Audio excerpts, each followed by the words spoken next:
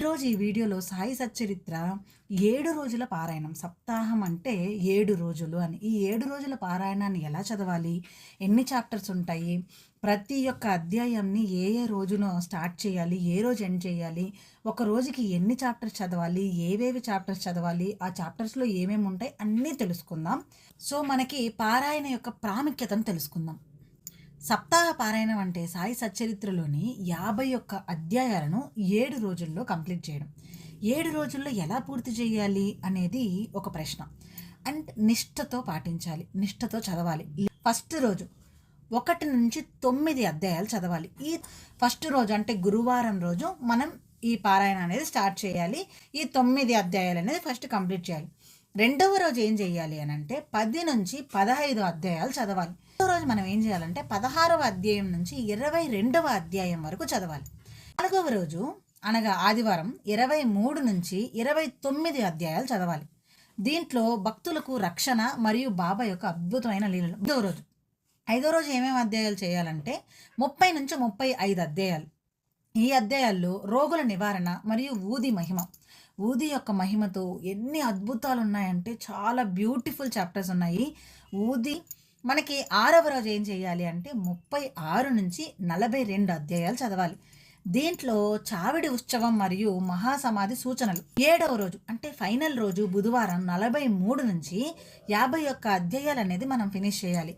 మొత్తం ఇవన్నీ ఏంటంటే బాబా సమాధి, మహాసమాధి, సమాధి అనంతర దర్శనాలు మరియు ఉపసంహారాలు, ఆయన్ని ఎక్కడ సమాధి చెందిన తర్వాత ఆయన శరీరాన్ని ఎక్కడ ఉంచాలి, ఇవన్నిటినీ చాలా క్లియర్గా మెన్షన్ చేస్తున్నారు. ఇవన్నిటినీ చదివేటప్పుడు చాలా ఎమోషనల్గా అయిపోయినాను అనమాట. బాబా ఇక లేరు అని ప్రతి ఒక్కరి యొక్క శోకం ఇవన్నీ ఉన్నాయి.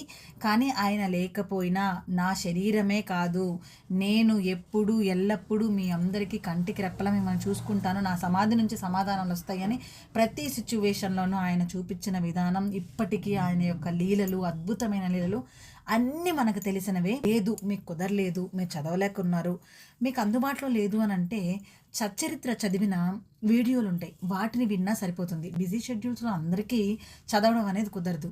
సో వింటూ మీరు ఆ పర్టికులర్ ఇప్పుడు ఒక రోజు ఇన్ని అధ్యాయాలు కంప్లీట్ చేయాలంటే ఆ అధ్యాయాలన్నీ వింటూ అయినా కంప్లీట్ చేయొచ్చు. ఇలా ఏ విధంగా అయినా చేయొచ్చు. ఈ గ్రంథాన్ని ఎవరైతే పూర్తిగా శ్రద్ధ సబూరితో చదువుతారో వారి ఇంట అనుకూల శక్తి పెరుగుతుంది. అండ్ వాళ్ళ కోరికలు నెరవేరుతాయి, వాళ్ళ కష్టాలు నెరవేరుతాయి. ఏదైనా ఆటంకాలు ఉన్నా ఆయన నమ్మి బాబా పట్ల మనకున్న భక్తి మరింత బలపడుతుంది. చూద్దాము. చదివే సమయంలో మనం నెయ్యి నూనె కానీ నువ్వుల నూనె కానీ మామూలుగా మీ దగ్గర దీపం నూనె ఉన్నా సరే వేసి వెలిగించి దీపాన్ని వెలిగించి దేవుణ్ణి మొక్కుకొని సంకల్పం అనుకొని మొదటి రోజు బాబా ముందు మీ కోరికని, మీ భక్తిని, మీ మనసులో ఏదైతే ఉందో సంకల్పాన్ని అనుకొని తలుచుకొని చెప్పుకోండి. బాబాకి మీ బాధను చెప్పుకున్న తర్వాత నైవేద్యం ప్రతిరోజు మీరు పారాయణం చేసేటప్పుడు పండ్లు, పాలు లేదు ఏదైనా తీపి పదార్థాలు ఇవేమీ లేదు, చక్కెర, బెల్లం ఇవైనా సరే నైవేద్యంగా పెట్టి సమర్పించి ఆయన మొక్కుకొని మీ కోరికని చెప్పుకొని చదవండి. చదవలేని వాళ్ళు ఆయన్ని మనసులో తలుచుకొని మీ కోరికల్ని తలుచుకొని దాని తర్వాత వినండి. ఈ సచ్చరిత్ర ఎక్కడ వినాలి, ఎలా వినాలి అనే వాళ్ళకి కూడా సందేహం ఉంటుంది. మన ఛానల్లో అన్నీ నేను అప్లోడ్ చేస్తాను. ప్రతి రోజు ఏమేం చాప్టర్స్ అన్నీ చదువుంటానో ఆ వీడియో మొత్తం పెడతాను. మీరు మీ పెద్దవాళ్ళకి అందరికీ ఇలా ప్లే చేసి వింటూ ఉండండి, ఆయన యొక్క ఆశీస్సులు పొందండి. ఇదే నా యొక్క విన్నపం. అది కాకుండా మనం ఉద్యాపన అంటే 7వ రోజు 7 రోజులు పారాయణం ఉంటుంది కదా, దాని తర్వాత ఏం చేయాలంటే 7వ రోజు పారాయణం పూర్తయినాక ఏదైనా బెల్లమో తీపి ప్రసాదం పెట్టి అందరికీ పంచిపెట్టండి. బాబా పారాయణం అయిన వెంటనే మనకు ఆయన ఆశీస్సులు పొందాలి. అండ్ ఆయన యొక్క ఆశీస్సులు మనకు దక్కినందుకు మనం 10 మందితో షేర్ చేసుకొని, అంటే మీ పక్కన వాళ్ళకి వీళ్ళకి కొంచెం ప్రసాదం ఏదైనా పంచండి, లేదు మిఠాయిలో ఏదో ఒకటి పంచండి, సరిపోతుంది. సో ఇది పారాయణం యొక్క కంప్లీట్ స్ట్రక్చర్. అండ్ ఏ రోజు ఏమేమి చదవాలి ఇవన్నీ మనం తెలుసుకున్నాం కదా.